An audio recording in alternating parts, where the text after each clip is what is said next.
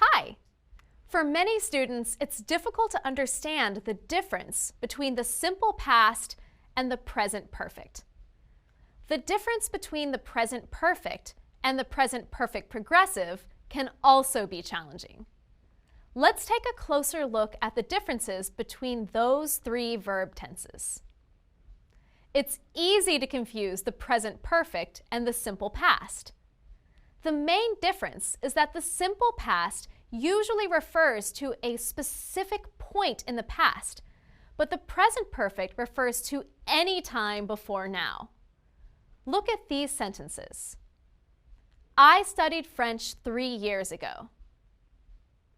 I've studied French before. In the second sentence, the exact time is not important.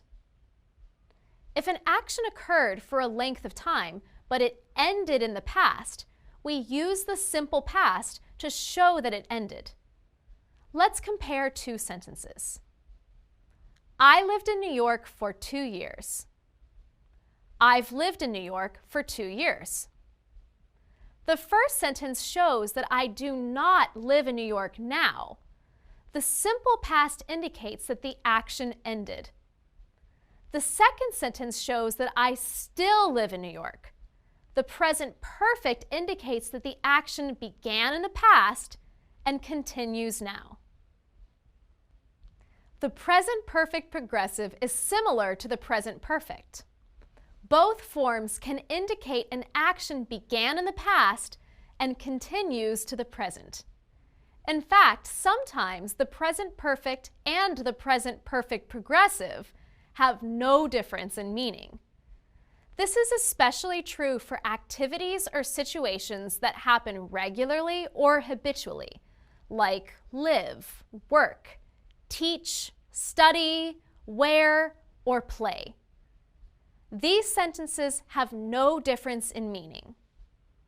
I've lived here for 10 years. Or, I've been living here for 10 years. James has played basketball since he was a child. Or, James has been playing basketball since he was a child. But be careful.